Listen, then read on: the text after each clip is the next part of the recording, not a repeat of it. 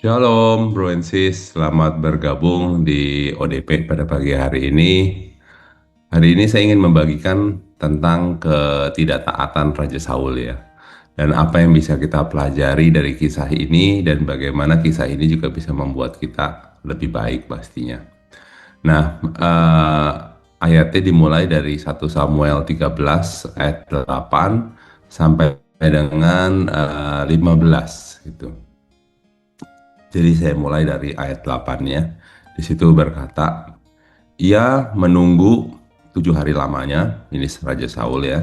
Jadi ia menunggu 7 hari lamanya sampai waktu yang ditentukan Samuel. Tetapi ketika Samuel tidak datang ke Gilgal, mulailah rakyat itu berserak-serak meninggalkan dia. Lalu di ayat selanjutnya berkata, sebab itu Saul berkata, bawalah kepadaku korban bakaran dan korban keselamatan itu. Lalu ia mempersembahkan korban bakaran. Di ayat 10 dibilang, baru saja ia pergi, baru saja ia habis mempersembahkan korban bakaran, maka tampaklah Samuel datang. Lalu Saul pergi menyongsongnya untuk memberi salam kepadanya. Tetapi kata Samuel, apa yang telah kau perbuat? Jawab Saul, karena aku melihat rakyat itu berserak-serak meninggalkan aku, dan aku tidak datang pada waktu, dan engkau tidak datang pada waktu yang telah ditentukan, padahal orang Filistin telah berkumpul di Mikmas. Maka pikirku, sebentar lagi orang Filistin akan menyerang aku di Gilgal, padahal aku belum memohonkan belas kasihan Tuhan. Sebab itu ia memberanikan diri untuk mempersembahkan korban bakaran. Kata Samuel kepada Saul, perbuatanmu itu bodoh. Gitu. Eh, Engkau tidak mengikuti perintah Tuhan Allahmu yang diperintahkan kepadamu, sebab sedianya Tuhan mengokohkan kerajaanmu atas orang Israel untuk selama-lamanya. Tetapi sekarang kerajaanmu tidak akan tetap. Tuhan telah memilih seorang yang berkenan di hatinya, dan Tuhan telah menunjuk dia atas raja atas umatnya, karena engkau tidak mengikuti apa yang diperintahkan Tuhan kepadamu. Lalu ayat selanjutnya berkata di ayat yang terakhir 15, di situ dibilang, kemudian berangkatlah Samuel dan pergi dari Gilgal ke Gibea Benyamin, tetapi Saul memeriksa barisan rakyat yang ada bersama-sama dengan dia, kira-kira 600 orang banyaknya. Jadi kita bisa melihat ini adalah kegagalan pertama ya dari Raja Saul, yang mungkin banyak kita mungkin udah sering baca juga dan sangat kita mengerti lah tentang poin-poinnya gitu ya. Tetapi hari ini, mungkin pagi hari ini saya ingin sedikit mengingatkan, dan mungkin juga semoga firman ini bisa mengingatkan kita juga untuk bisa selalu bisa taat ya kepada apa yang telah diperintahkan Tuhan kepada kita gitu. Nah, kalau kita baca di ayat 8, di situ kan dibilang ia sudah menunggu 7 hari lamanya gitu ya. Nah, sebenarnya ayat ini adalah lanjutan dari 1 Samuel 10 ayat 8, yang di situ yang berkata, engkau harus pergi ke Gilgal. Ini kejadian ini di 1 Samuel 10 ayat 8, pas Samuel mengurapi Saul sebagai raja. Lalu Samuel memberi perintah kepada Saul gitu. Engkau harus pergi ke Gilgal mendahului aku, dan camkanlah aku akan datang kepadamu, dan untuk mempersembahkan korban bakaran dan korban keselamatan. Engkau harus menunggu 7 hari lamanya, sampai aku datang kepadamu dan memberitahukan kepadamu apa yang harus kau lakukan. Jadi sebenarnya perintah dari Samuel ini sangat jelas gitu ya. Jadi Samuel itu menyuruh Saul untuk menunggu 7 hari gitu. Dan Samuel akan datang, lalu Samuel akan memberitahu apa yang harus Saul kerjakan gitu. Tetapi kalau kita baca tadi kan di ayat 13 ayat 8, si Saul sudah menunggu nih 7 hari gitu ya. Jadi udah sesuai sebenarnya dengan apa yang apa yang Samuel katakan itu ya. Tetapi dia lihat si Samuel nggak datang-datang gitu. Eh, dan juga dia melihat ada masalah di depan gitu karena rakyatnya, prajuritnya hidup dalam ketakutan gitu karena melihat ada musuhnya yang datang, Samuel gak datang-datang, habis itu mereka sudah mulai meninggalkan Saul gitu, sehingga Saul mulai takut gitu, mulai takut melihat, waduh ini kelihatannya saya ada masalah nih gitu kan.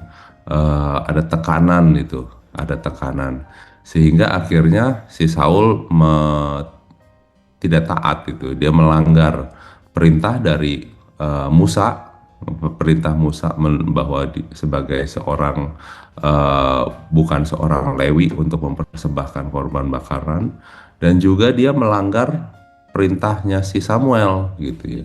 Padahal perintah Samuel ini sangat spesifik gitu bahwa dia harus menunggu 7 hari lamanya. Jadi kita bisa melihat waktu tekanan datang, apakah kita bisa taat atau tidak gitu. Karena biasanya itu keputusan itu ada waktu waktu tekanan datang gitu ya. Sehingga kita harus memutuskan apakah kita bisa akan tetap taat atau kita akan melanggar gitu. Karena tekanan itu seringkali membuat kita juga menjadi panik ya, membuat panik gitu. Lalu kalau misalnya kita lihat di ayat 10, baru saja si Saul mempersembahkan korban bakaran, datanglah Samuel gitu ya. Jadi kita nggak tahu ya apakah Samuel sengaja datang gitu di waktu yang mepet setelah sedikit agak terlambat ataupun memang belum terlambat. Tetapi eh, di akhir janjinya si Samuel dia datang gitu untuk apa, kita nggak tahu apakah itu memang untuk sengaja ngetes atau memang Samuel sendiri tahu bahwa dia membutuhkan waktu 7 hari lamanya untuk datang gitu ya. Nah, waktu di akhir dari 7 hari itu kita bisa melihat bahwa Saul sudah melanggar gitu. Dan Saul memberitahu ada 4 alasan sih sebenarnya kenapa dia melakukan itu gitu ya. Yang pertama adalah prajuritnya sudah meninggalkan dia gitu, udah mulai pergi prajuritnya, sehingga dia panik gitu. Lalu Samuel nggak datang-datang gitu. Yang nomor dua adalah dia melihat Samuel nggak datang-datang gitu. Lalu dia melihat musuhnya, eh, bangsa Filistin sudah berkumpul gitu di Mikmas, dan nomor empat alasannya adalah mereka sebentar lagi akan datang gitu. Jadi ada masalah besar yang akan terjadi gitu, sehingga karena 4 alasan ini si Saul merasa boleh saya melanggar itu, boleh untuk saya lakukan gitu karena sudah terdesak, dia sudah terdesak untuk melakukannya. Tetapi Samuel berkata kepada Saul, perbuatanmu itu bodoh, itu di ayat 13 kan ya, perbuatanmu itu bodoh.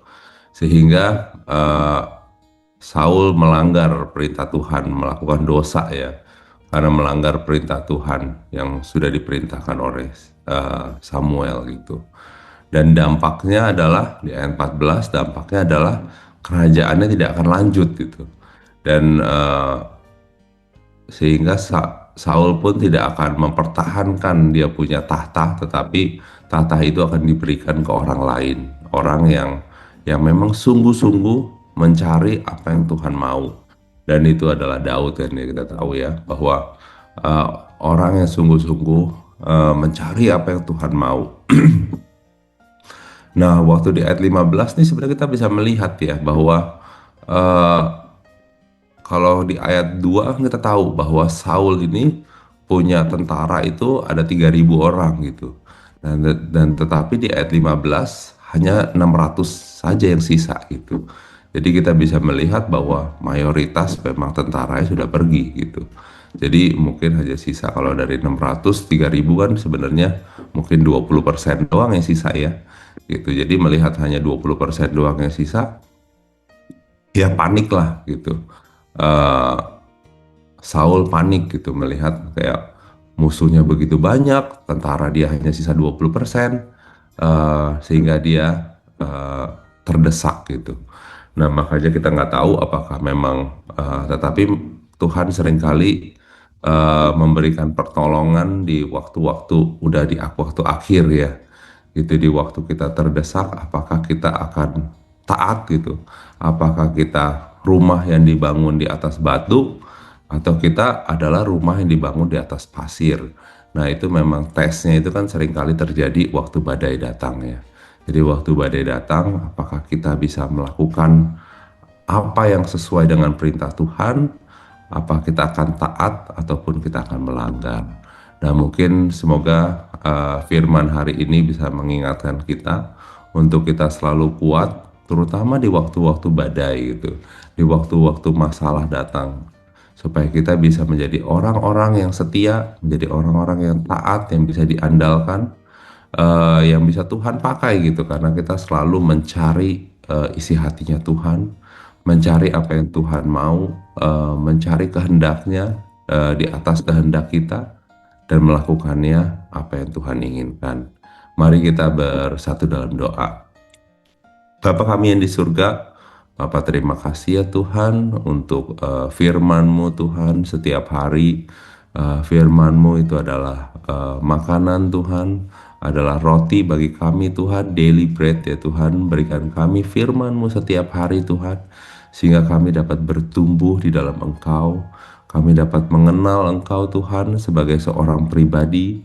Semakin hari kami semakin mengenal karakter-Mu, dan karakter-Mu itu berimpartasi kepada kami Tuhan, sehingga kami setiap hari diproses Tuhan untuk menjadi serupa seperti Engkau, sehingga waktu kami menghadapi masalah Tuhan, kami tidak menyimpang ke kanan dan kiri Tuhan, tetapi kami bisa berjalan sesuai dengan apa yang Kau inginkan Tuhan. Kami bisa menjadi pribadi-pribadi yang mencari isi hati-Mu dan melakukannya Tuhan, melakukan kehendak-Mu di atas kehendak kami Tuhan, sehingga kami bisa menjadi pribadi-pribadi Tuhan yang menjadi garam, yang menjadi terang, yang mendatangkan kerajaan-Mu di muka bumi ini Tuhan, dan memuliakan Engkau sebagai Tuhan dan Raja kami. Terima kasih Bapa, pimpin kami Tuhan pada pagi hari ini, pada hari ini Tuhan.